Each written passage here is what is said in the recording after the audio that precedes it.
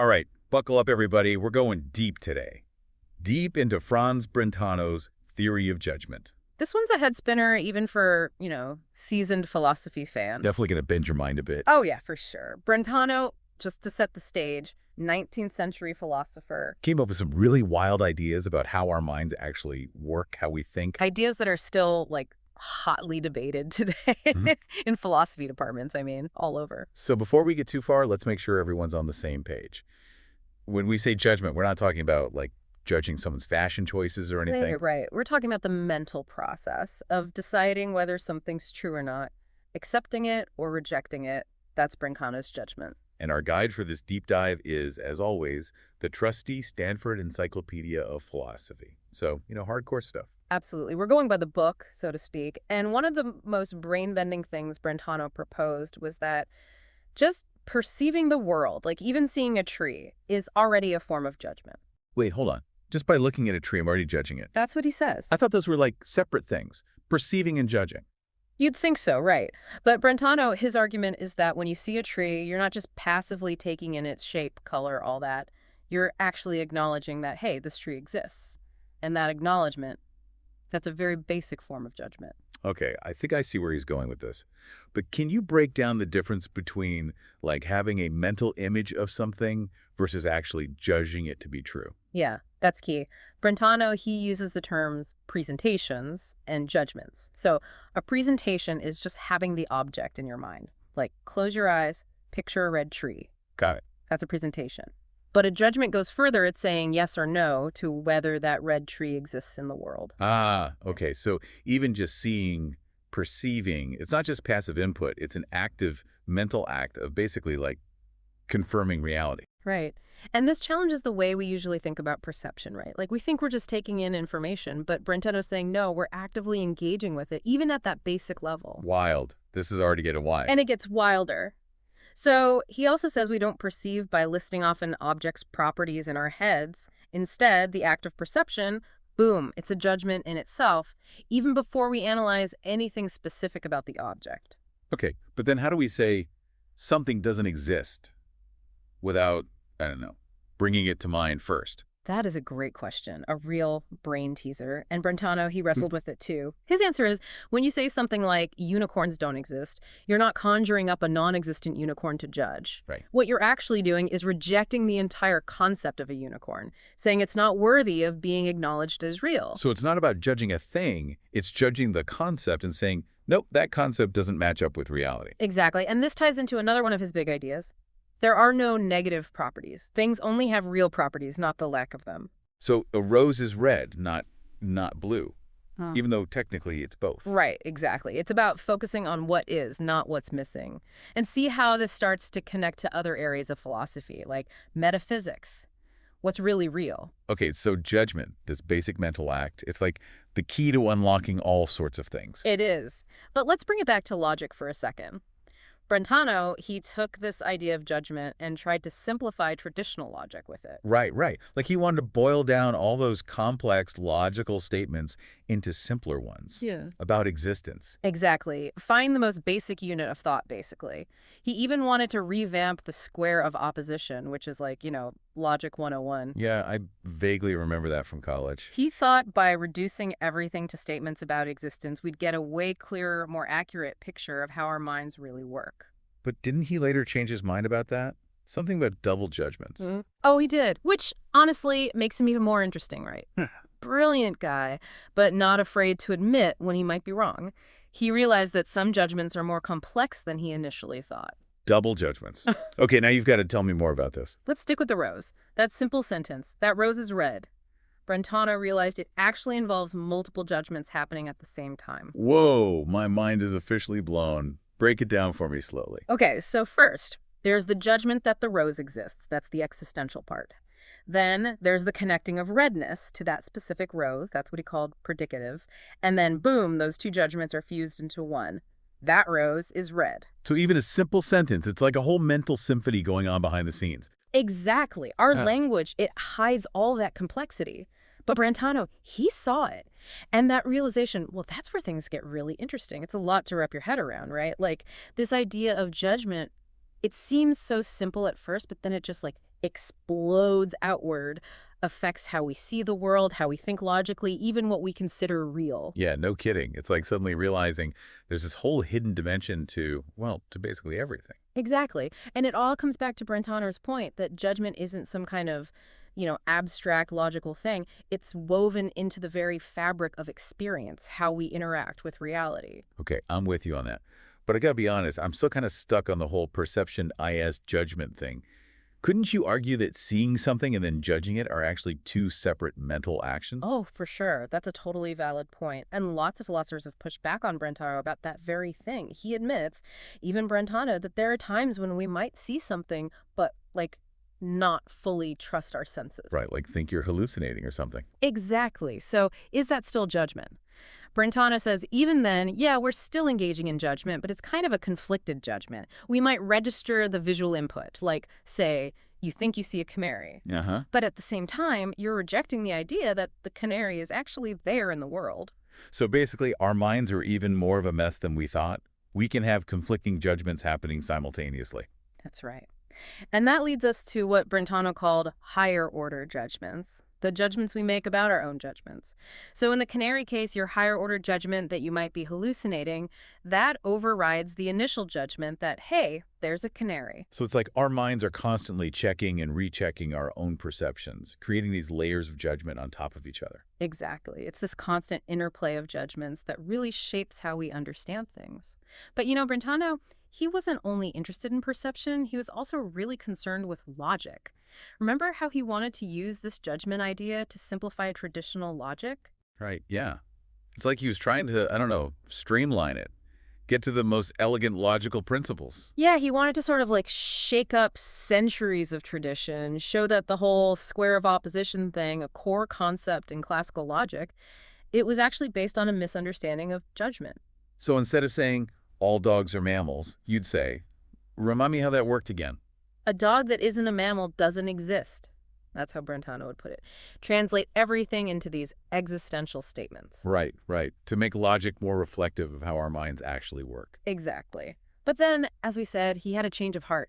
Those pesky double judgments came into play. Yeah, he realized his initial approach was maybe a bit too simple. Right. Brilliant as he was, Brentano wasn't afraid to say, hey, I might have been wrong about this, and those double judgments, well, they forced him to rethink things. So, remind me, what exactly are these double judgments? Well, he started to see that statements like, the rose is red, they're not as simple as they seem. There are actually multiple judgments happening at once. He called them double judgments because they combine an existential judgment like, the rose exists, with the predicative one like, it's red. Okay, so it's two for the price of one. A two-step mental process. Exactly. First, you acknowledge the thing exists, the existential part. Then your mind links a property to it. That's the predicative part. And boom, those two judgments fuse into one. That rose is red. So even something super simple, it's actually hiding a ton of mental activity. Right. And this realization, well, it made Brentano go back and reevaluate his whole attempt to reduce judgments down to just one type. So what happened? Did he completely give up on the existential judgment idea? No, not totally. He still thought they were super important, especially for perception. But he came to accept that not all judgments could be squeezed into that format. It sounds like he was a real intellectual trailblazer, always pushing the boundaries, questioning his own ideas. Absolutely, and that's what makes his work so fascinating. Always digging deeper, always searching for a more complete picture of the mind. You mentioned earlier that Brentano was also concerned with these, what did you call them? Fictitious objects. What was that about? Oh, right. Yeah, this is another cool part of Brentano's thinking. He was really careful to separate real objects, like the stuff that actually exists in the world, from those that are, just made up by our imagination or language. He called those made up ones fictitious because they don't have a real existence, even though we might talk about them as if they do. So like unicorns and dragons and stuff. Yeah. Fantasy creatures. Exactly. Or even abstract concepts like, justice or infinity. Brentano was worried that if we relied too much on these fictitious objects in our thinking, it would lead to all sorts of philosophical problems. Okay, that makes sense. But then how do we judge things that don't actually exist? How does that work with his whole theory of judgment? Well, Brentano's view was that all real, genuine judgments, they have to be about real objects or properties. When you judge, you're either saying, yes, this exists, or no, this doesn't exist about something in the world. But what about negative judgments? Yeah. Like if I say unicorns don't exist, isn't that judging a fictitious object? Great question. And Brentano had a really clever way of dealing with that.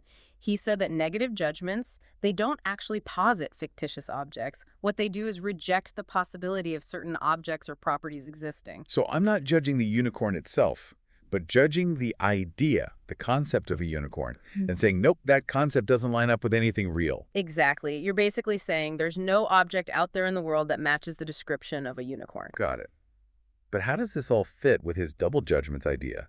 I'm starting to see how all these different parts of Brentano's philosophy, they kind of connect with each other. Right. It's like a big puzzle. So he realized that some judgments, especially those with negative terms, they could be interpreted in a way that seemed to smuggle in fictitious objects. For example, some dogs are not brown. It kind of sounds like you're talking about a category of non-brown dogs, as if those were real things. Yeah, like you're just making stuff up. Right. So Brentano used his double judgments idea to get around this problem. He said a judgment like that actually involves two separate judgments. First, acknowledging that dogs exist, then denying that the property of brownness applies to all of them. Ah, so you're separating out the existence claim from the negative part. Exactly. Brentano was always super careful to make sure his theory stayed grounded in reality, didn't want to get lost in a world of make-believe entities. Only real things could be the target of our judgments. This is all starting to come together now. It's like Brentano's theory of judgment, it's not just some isolated thing. It's connected to his ideas about logic, about language, even about what's real and what's not. Exactly. It's a whole philosophical system, all the pieces fitting together. Well, I gotta say, this deep dive has been pretty intense so far. But I'm sure our listeners are on the edge of their seats waiting to hear about the final piece of the puzzle. Judgment and truth. Yeah, that's Cool. where it all comes together. That's where things get really, really interesting. All right, so we've talked about how judgments shape our perceptions, how they play into logic, but where does truth fit into all of this? How did Brentano connect those dots?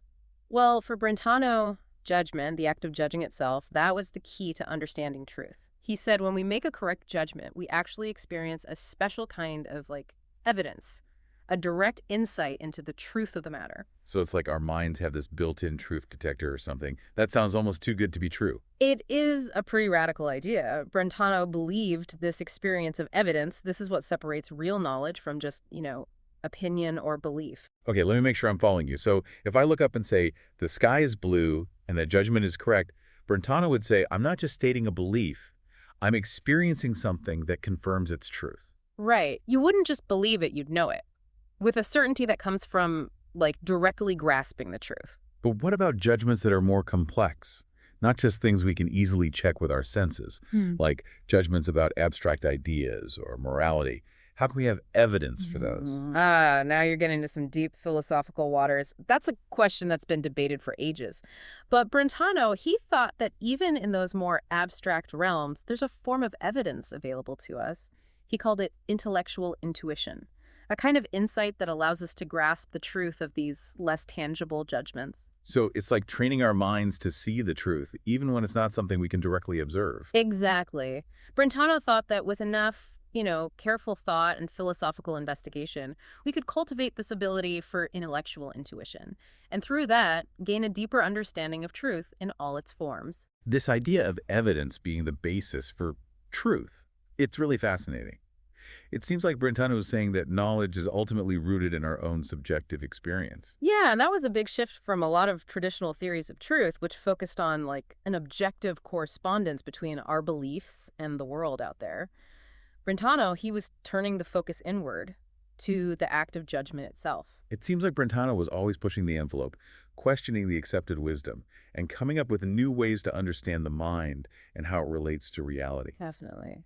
And, his ideas about judgment and truth, they're still sparking debate and inspiring new research and philosophy to this day. Well, I think it's safe to say that after this deep dive, neither of us will ever look at judgment the same way again.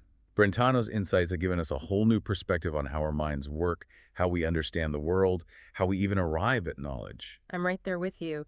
It's amazing how philosophy can make us rethink even the most basic things about how we think. And on that note, I think it's time to wrap up this episode. But before we go, I want to leave our listeners with something to ponder. If, like Brentano argued, even our simplest perceptions are shaped by judgment, and those judgments are influenced by our own unique experiences and perspectives, then to what extent are we all living in our own little truth worlds? Is there one shared reality that we all access the same way, or are we each constructing our own versions of truth? Ooh, that's a great question to leave everyone with. It really gets to the heart of what philosophy is all about, trying to understand ourselves, our place in the universe, and the very nature of truth. So, to all our listeners out there, keep thinking, keep exploring, and maybe you'll discover your own unique truth world along the way. Thanks for joining us on this deep dive into the mind of Franz Brentano. We'll see you next time for another adventure in the world of ideas.